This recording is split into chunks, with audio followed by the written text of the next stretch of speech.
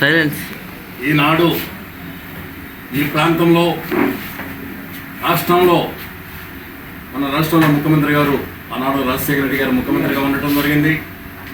ఈ రాష్ట్రాన్ని ముఖ్యమంత్రి గారు ఆనాడు చెప్పిన పథకాలని ఈనాడు ఈ రాష్ట్రంలో అందరూ బాగుండాలని నేను బాగుండాను. ఆనాడు రాజశేఖర రెడ్డి గారు చెప్పిన మాటని కాంట్రాక్టర్లు కానీ అందరూ కానీ రైతులు కానీ అందరూ బాగుండాలి. ఈనాడు ముఖ్యమంత్రి గారు జగన్మోహన్ రెడ్డి గారు ఎన్నో పథకాలు ఇచ్చాడు. ఈ రాష్ట్రంలో ఇన్ని పథకాలు ఇస్తే తలుపేయమ్మా సీఎం గారు లైన్లో ఉన్నాడు. ఈనాడు ఎన్నో తలుపేసే దేవుడు గడియపు దీపాకండి ఆయన.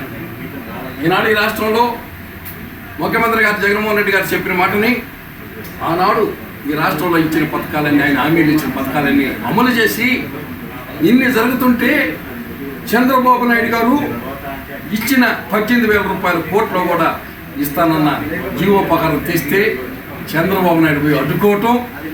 ఈ ఎలక్షన్ టైంలో ముందుకి పాపం పేదవాళ్ళు వాళ్ళకి ఏదో 18,000 కింద ఇద్దాం ఇంకొక జీవో ప్రకారం తెస్తే ప్రతిదీ ఇళ్ల స్థలాల కోట్లు ఆపాడు. రైతులకి ఇంకొకటి కావాలంటే కోట్లు ఆపాడు. మన పట్టాలు నాయన ఒక నిమిషం ఉన్నాయన సీఎం గారు లైన్లో ఉన్నాడు. అధ్యక్ష ఈనాడు చెప్తున్నాను నేను ముఖ్యమంత్రి గారు చేసిన పనులన్నీ చాలా మంచి పనులు అయితే జగన్మోహన్ రెడ్డి గారు చేసిన పనులు చంద్రబాబు నాయుడు కుమారుడు ఇద్దరు కలుసుకుని రాష్ట్రంలో కుప్పంగా ఓడిపోయి ఈ రాష్ట్రంలో 175 సీట్లకి 170 సీట్లు ముఖ్యమంత్రి గారు జగన్మోహన్ రెడ్డి గారు ఈ రాష్ట్ర ముఖ్యమంత్రి అవుతున్నాడు. అధ్యక్ష అదే కాకుండా అదే ఈనాడు జగన్మోహన్ రెడ్డి గారు ఈ రాష్ట్రంలో చేసిన పథకాలే కాదు, ఈనాడు రేపు ముఖ్యమంత్రి అయితే ప్రతి వాడిని పట్టించుకుంటాడండి. బీసీలు, ఎస్సీలు, ఓసీలు అందరికీ సహాయం చేశాడు. ఈసారి ఓసీలు కూడా ఒక్కసారి సహాయం చేయమని మేము అడుగుతున్నామండి. గ్రామాల్లో రోడ్లు చేయండి, ఇరిగేషన్లో డెవలప్మెంట్ చేయండి. ఈనాడు ఈ రాష్ట్రంలో ఎంత చేపారు, ఎన్ని పథకాలు ఇచ్చినా ఈరోజు ఓటు అడిగితే జగన్మోహన్ రెడ్డికి ఏం చెప్తున్నారు? మళ్ళీ జగన్మోహన్ రెడ్డికి ముఖ్యమంత్రి కావాలి. ఇంకనన్నా మన జగనన్న ఈ రాష్ట్రంలో మీరే ఆలోచించుకోండి. 2 నెలలు 3 నెలలు కష్టాలు పడ్డారు ఎమ్మెల్యేలు. గెలిచిన వాళ్ళు పాపం నిద్ర లేకుండా గ్రామాల్లోనే కొనుక్కున్నారు, గ్రామంలోనే సేవ చేశారు. మరి ఈ రాష్ట్రంలో చాలా ఘోరంగా మన తెలుగుదేశం పార్టీని ఓడిస్తున్నారు.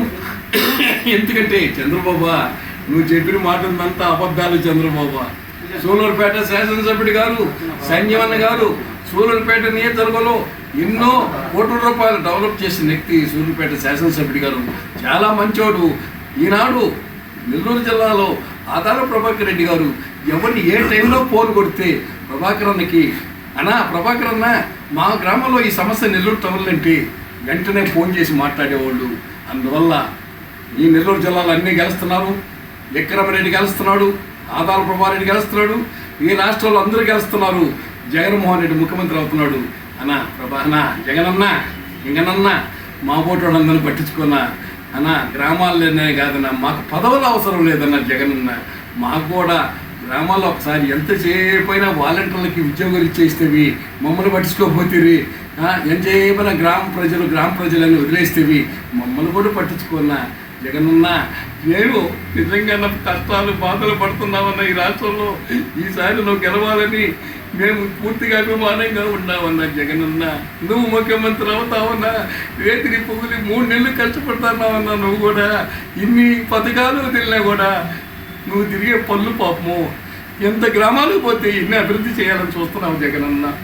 నాకే మనసు భేదమవుతుందిరా. నేను నువ్వు తిరుగుతుంటే ఎండ గాలి లేకుండా ఎమ్మెల్యేలో బాధలు పడుతుంటే ఇన్ని పథకాలు ఇచ్చి కూడా మనం ఇన్ని బాధలు పడుతుంది. నాకు బాధ వేసిందన్న.